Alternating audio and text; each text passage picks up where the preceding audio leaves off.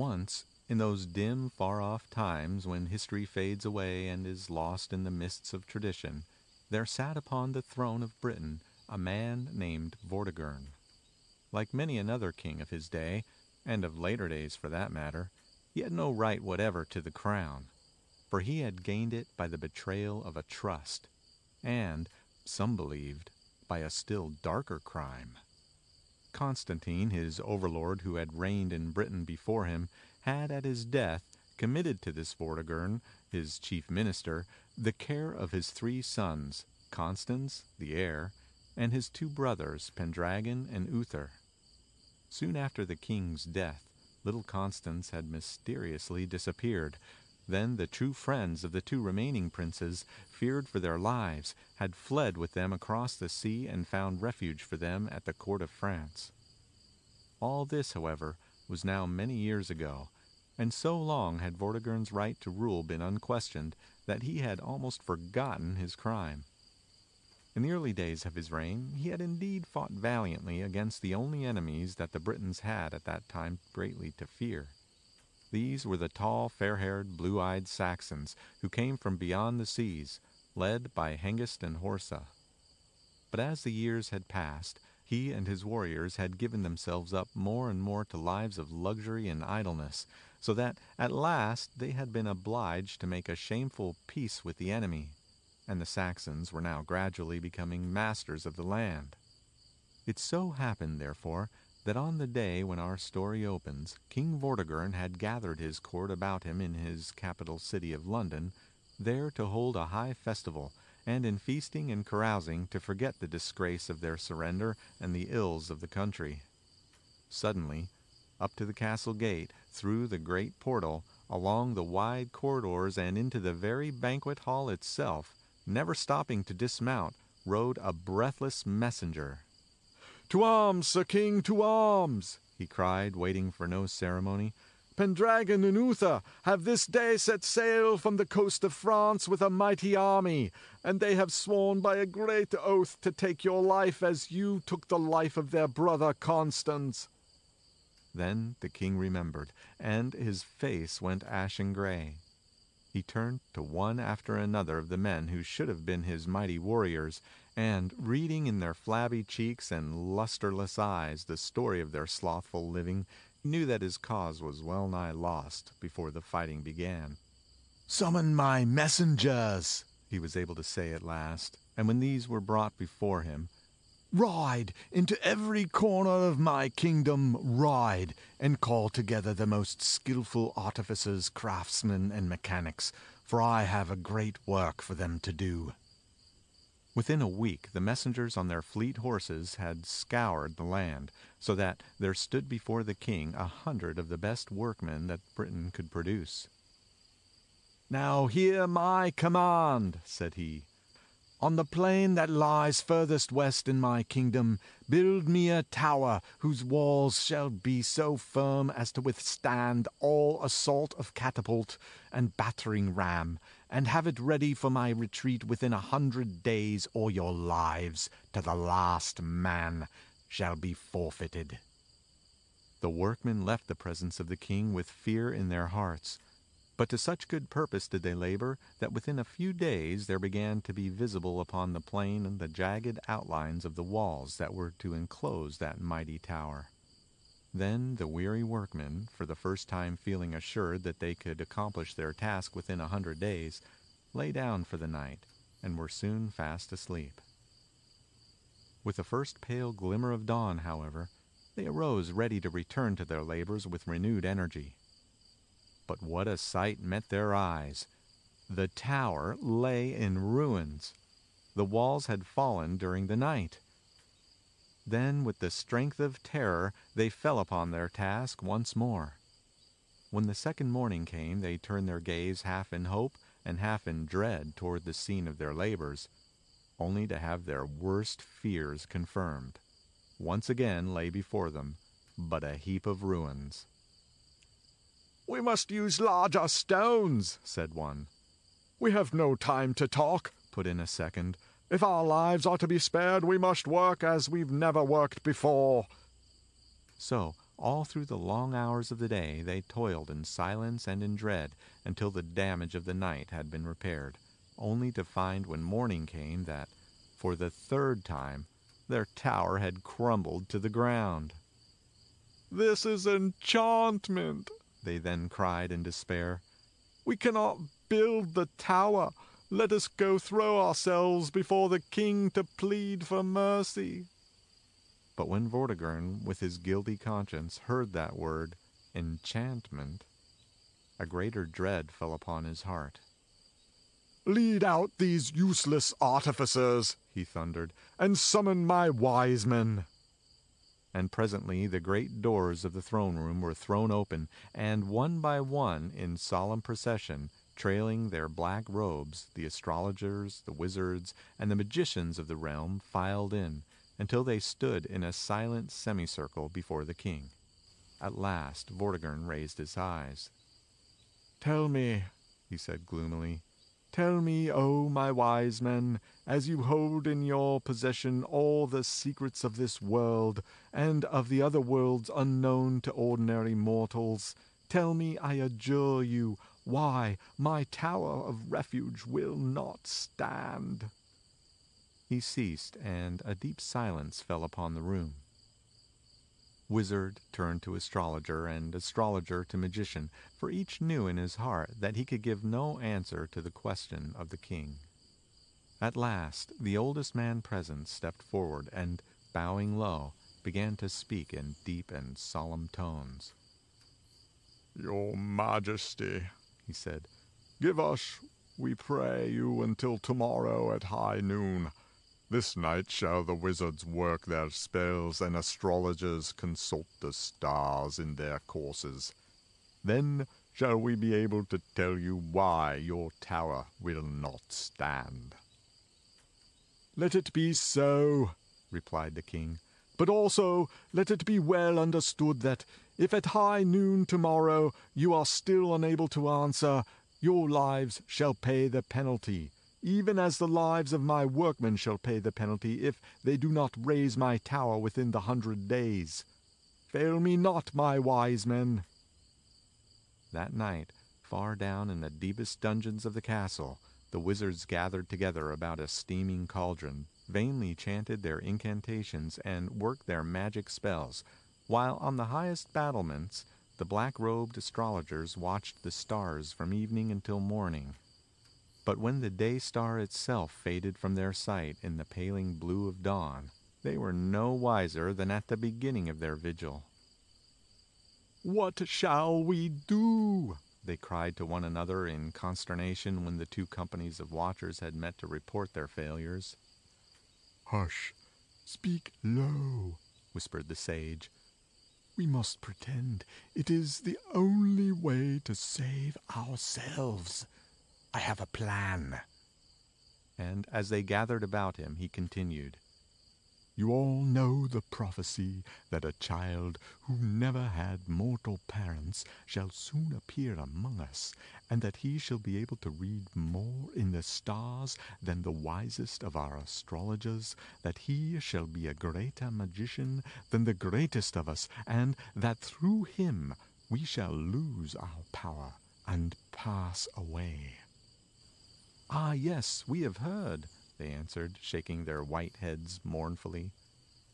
"That child," continued the sage, "is living somewhere in Britain at this very moment, and his name is Merlin.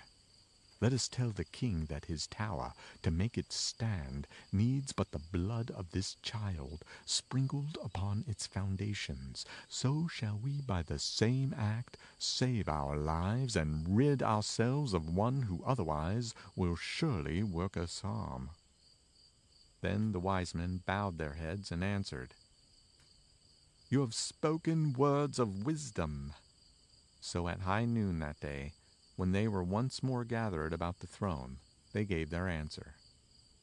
"Seek your majesty," they said, "a child named Merlin, who never had mortal parents. Sprinkle his blood upon the foundations of your tower, then it will stand until the end of time." Thereupon the king summoned his messengers and gave the order. Ride into every town, village, and hamlet of my kingdom, ride, and seek this child until you find him. But know that if he is not brought to me within 10 days, your lives shall be forfeited, and not yours alone, but also the lives of my wise men for giving me useless knowledge, and the lives of my workmen for doing useless work. Ride! Then, out from old London town, north and south and east and west, up hill and down dale, over mountains and across rivers, rode the king's messengers on their strange quest.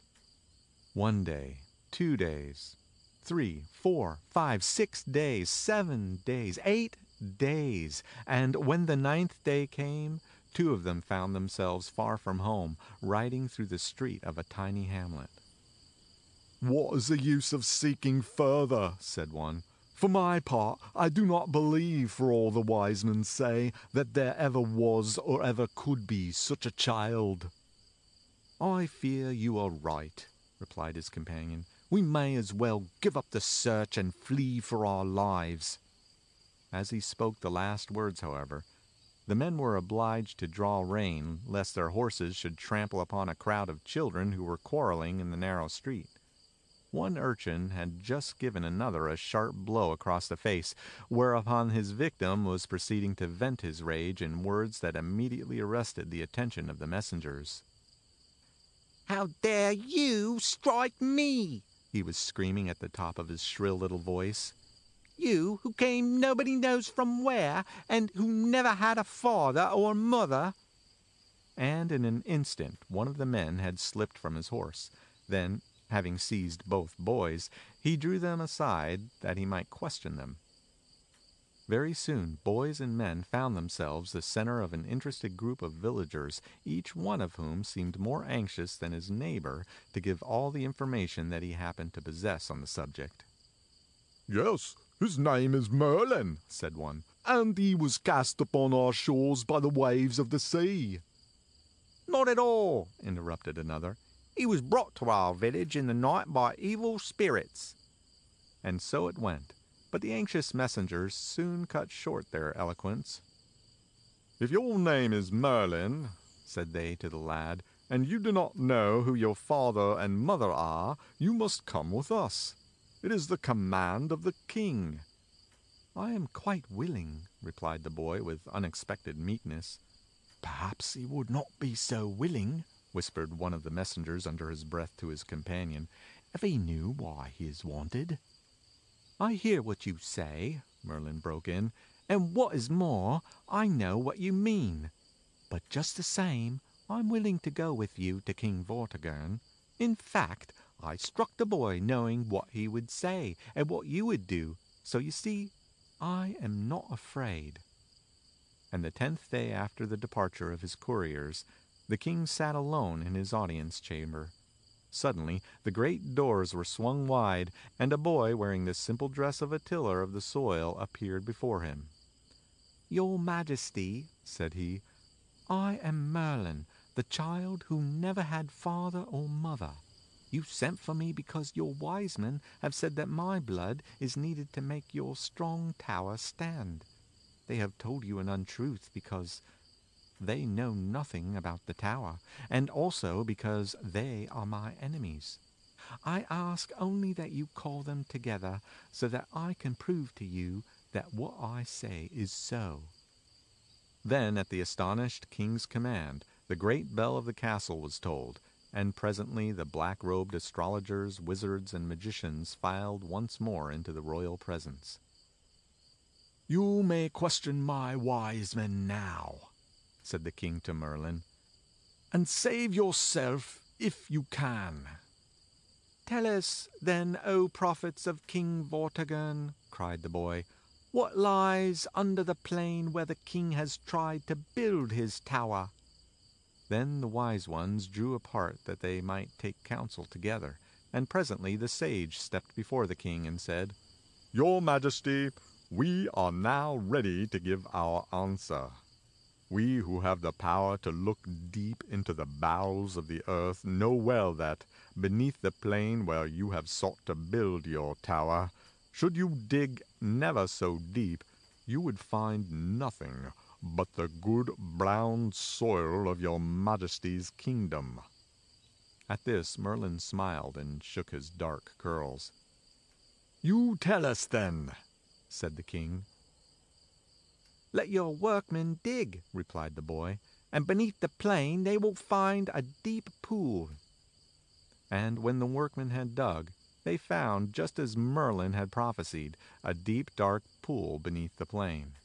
Then cried the king, "My wise men have been put to shame by this mere lad. His life shall be spared, but they, for their deceit, shall be driven in disgrace from my kingdom." But Merlin interposed, saying, "Not yet, Sir King, I pray you. Let us have another test, that you may feel perfectly sure. Ask your wise men what lies under the pool that lay under the plain where you sought to build your tower." Again the wise ones talked together, and again, because they knew not what else to say, they gave the same answer. "Sir King, you will find good brown earth beneath the pool that lay beneath the plain where your majesty sought to build his tower." "No, Sir King," said Merlin. "Beneath the pool you will find 2 great stones. Let your workmen drain the pool and see." And when the pool was drained, there lay 2 immense boulders, just as Merlin had said. "Truly, this is a marvelous child," exclaimed Vortigern. "Away with my false prophets! From this time forth I will have no wise man but Merlin." "Stay, your majesty," said Merlin. "Let there be one more test. Then no question can ever arise in your mind. Ask your wise men what lies beneath the stones that lay beneath the pool that lay beneath the plain where you sought to build your tower." But this time the wise ones were wise enough to hold their peace. "Very well," said Merlin. "Then I will tell you. Beneath the stones you will find 2 great dragons, one red, the other white.